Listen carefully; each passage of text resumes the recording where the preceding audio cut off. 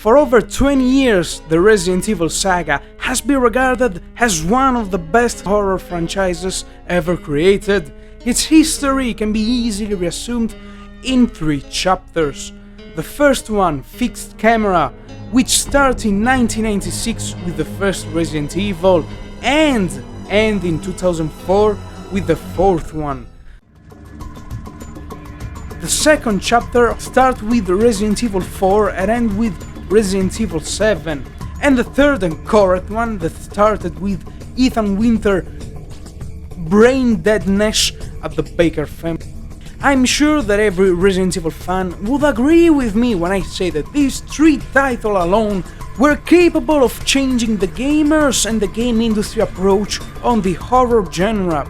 But I think that none of those titles is the best that the franchise has to offer. Of course, they are amazing games, but like everything that humanity have ever created, they have faults, and big ones. The first Resident Evil was and still is a masterpiece of its genre.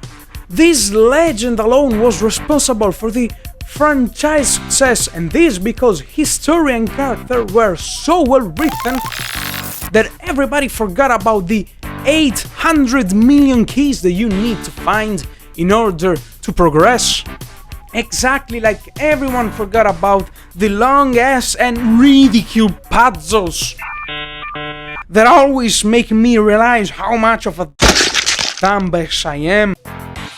Resident Evil 4, on the other hand, suffer from the opposite problem. Being an action game means that the puzzles are way shorter and simple, which is a good thing, but they are always so over the top. Why the hell do you have to be a light technician to open a crazy door? Jesus! And also the amount of enemy that they throw at you, it's just comical.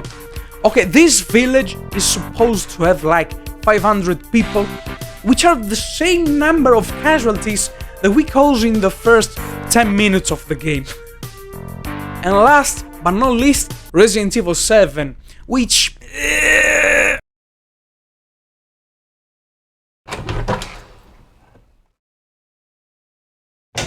we can clearly see that with time the original spirit of the saga was lost, probably in space, but more probably in the fired employees' minds. So, let's get back to the first generation of Resident Evil, and more specifically in 2003, when Capcom released a game that probably has been played by me and the Aunt developer. And I'm talking about Resident Evil Outbreak.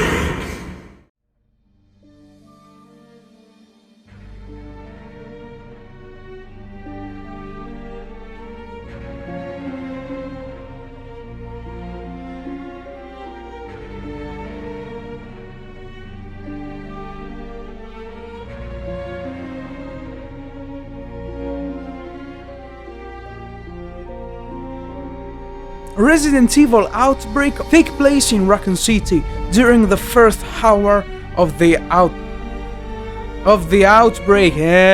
Jesus. But we don't actually have a single storyline or character. Instead, we can choose between 8 different survivors that have a unique ability. For example, Mark is a security guard that carries his own gun. His thickness also allows him to deal more damage with a melee weapon. Definitely my favorite character. But for obvious reason, he runs slower and can fit in some hiding spots. Yoko is a student that wears a backpack, so she's able to carry double the amount of items. You can even use a doctor called George, which is able to craft a different type of medicine. For example, if you use a red herb, you can craft an anti-hemorrhagic pills, which recovers you for the bleeding statum. The survivor that you choose don't only affect your in-game abilities, but also the events that take place during a scenario. In the second map, below Freezing Point, that take place in an underground umbrella facility, If we choose to play with Yoko, we have the possibility to skip an entire section of the map where we had to register our fingerprints if we choose to play with another survivor. These small differences not only affect the gameplay or the way that you play a scenario, but they can also be small and beautiful details. If we stumble upon this guy, he will recognize Yoko as one of his old colleagues and just puke out a desert eagle. In the fourth scenario of Outbreak File 2, which takes place in the Raccoon police station, we actually get to see how everything was before the situation, as we all know, slipped out of hand. This means that we can talk with a bunch of policemen, including Marvin, before he got his lipo. If we choose to play this scenario with Kevin, a cop, we actually get to discover that he knows Leon.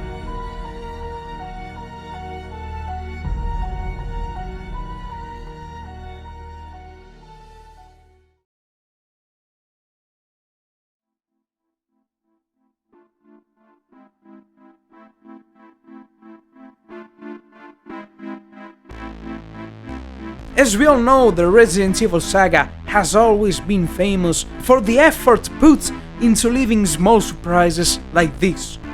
So, for what goddamn reason in the world is this Italian man arguing that these two unknown games, which I consider a single one, is the best Resident Evil ever created and one of the best survival horror out there?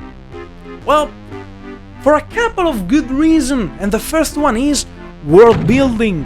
Every single Resident Evil have unique and distinguishable character that is the pillar for all the events that take place in the game. Without Chris Redfield, Jim Valentine, Leon, or whatever, the story and every single event in the game wouldn't take place, because you are the world and not part of it. You aren't there to survive.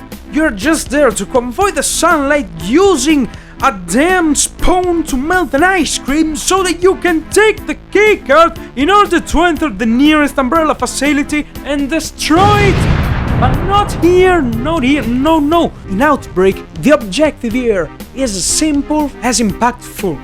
Survive. All the puzzle has been made realistic. A very good example is in the first scenario, where to progress you have to find a key, but instead of collecting 7 stone effigies to open a casket, you find it under a newspaper on the table, which is just which is just genius. Every scenario show a different story. In the third map of Outbreak, called the Hive, we are introduced to a doctor after seeking help in a hospital. When we find him for the second time, he just managed to start the generator when he get attacked by the Leechman, leaving our survivor alone in the hospital, trying to find a way out, hunted by the creature. And the fact that all that we see in the cutscene is no due to our direct action help to make the player realize that you are just there trying to survive and stumbling in random people that are just trying to do the same.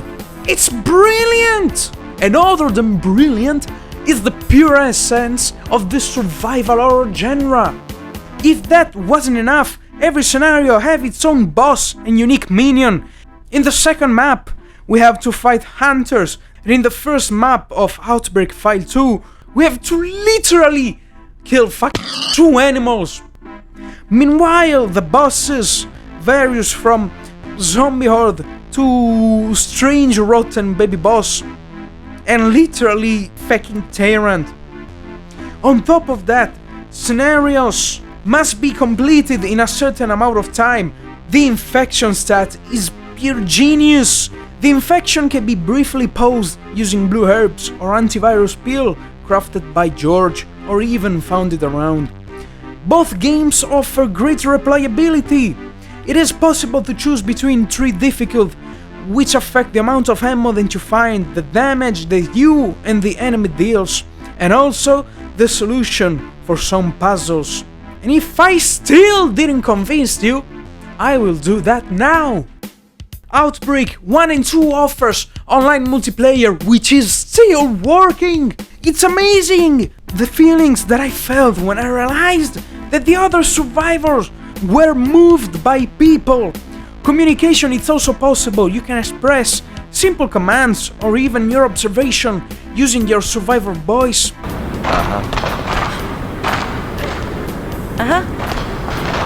Hi! Which again, these games are just pure genius! Hi! Oh man, look at my hair. I look like an English teacher. Oh shoot. But to be honest, it just ends with you and your buddies running around and screaming random things like a bunch of maniacs. But I mean, what do you want? If that isn't funny, go watch Jojo Siwa video. You deserve it. Resident Evil Outbreak is the last swan song, or however do I have to say that, perfectly encapsulating the survival horror genre and taking it to a whole new level, offering new and different experience in every scenario, before switching to an action-based gameplay, which brought good results sometimes. And for those reasons, I'm convinced the Resident Evil Outbreak is the best Resident Evil ever made and one of the best survival horror ever created. Now, if you agree with me and like the video, please leave a like, subscribe, and leave a comment where you say what you loved about the game or what you hated about the video. In the same way that if you didn't like the video, leave a dislike and tell me where I can improve. I also leave a link for a tutorial on how to set up Resident Evil Outbreak to play online and every single techno stuff. I did it, and to be honest, I had a shit ton of fun. It's great if you find somebody, even in Discord call, I don't know, talking about anime, I suppose. But it's good time, it's very good fun. From Apoleado is now everything, and I hope to see you guys in the next video or down below in the comment section, because if we can arrange a match on Resident Evil Outbreak, I will be the happiest motherfucker alive. Thank you so much for watching, and see you in the next one. Bye.